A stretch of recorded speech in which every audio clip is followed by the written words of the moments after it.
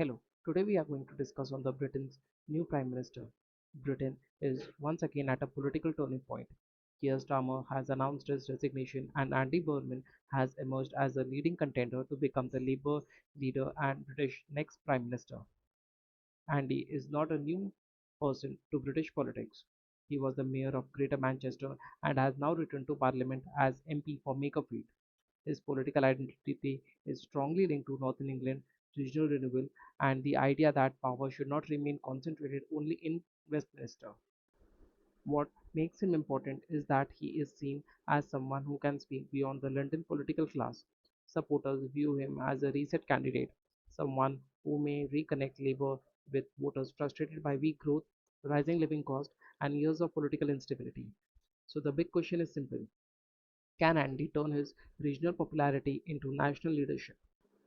Andy's politics are usually described as a soft left Labour. That means he is progressive and believes in a stronger role for government, but he is not usually seen as a hard left or purely ideological. His core message is practical. Public services should work, local communities should have more power, and government should invest in the places that have been left behind. This is why devotion is so central to his politics. He wants more decision making powers to move away from Westminster and closer to cities, towns, and regions. Economically, Andy is more comfortable with state intervention than many centrist politicians. He supports investment in transport, housing, industry, health, and education. His argument is that growth cannot simply be expected to trickle down from London or financial markets. It has to be built region by region. So his political DNA combines labor fairness, regional pride, public investment, and a working class tone. If Andy becomes the Prime Minister, his biggest test will be domestic policy. Britain is dealing with a weak growth, pressure on public finances, immigration concerns, and voter frustration. So his agenda will likely focus on everyday issues that people can feel directly. First, he is expected to push regional growth and reindustrialization. That means backing local industry, jobs, skills, and investment outside London. Second, he is likely to push more devolution, giving cities and local leaders more power and funding. Third, public services will be central, especially the NHS, schools, transport, and the local councils. And his message is that government must deliver services people can actually rely on. Housing and infrastructure will also be important because Britain needs more home, better transport links, and modern networks to support the growth.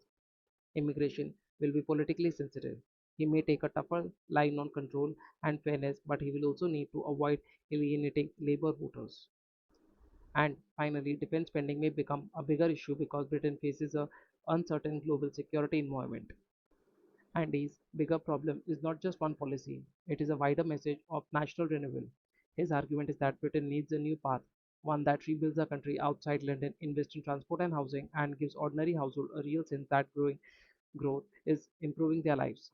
He is likely to present himself as a leader who can restore trust after years of political churn. In simple terms, he wants to say politics should not just be about announcements from Westminster.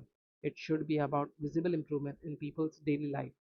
For example, better local transport means people can reach jobs more easily. More housing means young families can build stable lives. Investment in modern industry means towns can create skilled employment instead of depending only on service jobs or government support. So his vision is growth that reach every region, public services that work again, and national renewal built through the local power. Foreign policy is where Andy is less tested.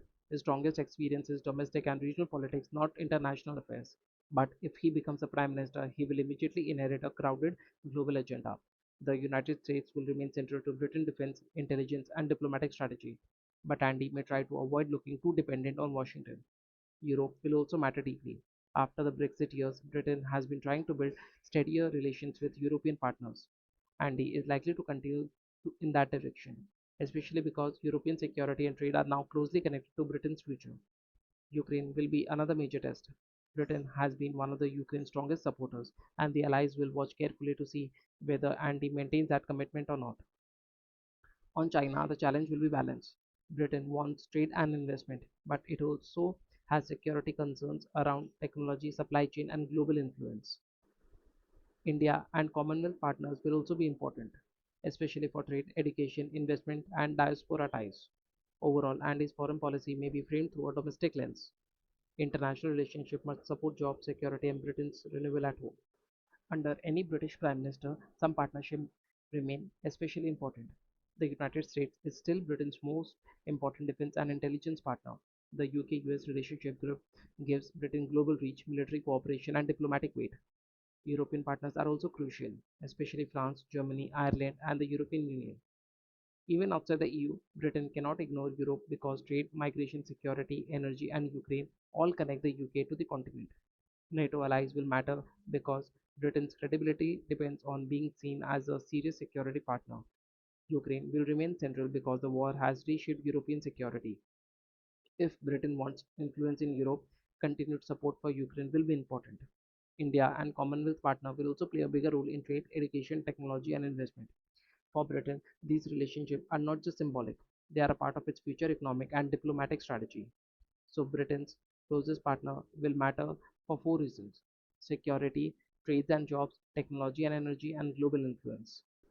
World leaders are watching Britain's leadership change carefully. For many allies, the biggest concern is continuity. European leaders gave Starmer a warm farewell because he had worked to rebuild the relations with Europe and strongly supported Ukraine. They will want Andy to continue the path. Ukraine will also watch closely. For Kiev, Britain's support has been extremely important. So any leadership change creates uncertainty until the new Prime Minister clearly confirms the same commitment. The United States response may be more mixed. The UK-US relationship will remain important, but differences over immigration, energy, defense spending, or global strategy could create tension. Russia-linked voices have reacted more negatively and opportunistically because political instability in Britain can be used as a propaganda point. Investors and diplomats are also watching whether Andy can restore the stability. Britain has changed leaders too often in the recent years, and the world wants to know whether the next leader can provide the clear direction. So the key issues are political stability, economic credibility, European alignment, and strategic consistency. The story is still developing. Andy is the leading contender, but the formal leadership process matters. The key question is whether he wins unopposed or whether Labour had a wider contest. If he does become the Prime Minister, the next question is whether he can unite Labour quickly. After Starmer's resignation, Labour will need a discipline and a clear message. The third question is economic detail. Andy has a strong regional and public service message, but market and voters will want to know how his plan will be funded. The fourth question is international confidence. Allies, investors, and diplomats will want reassurances that Britain remains stable and reliable.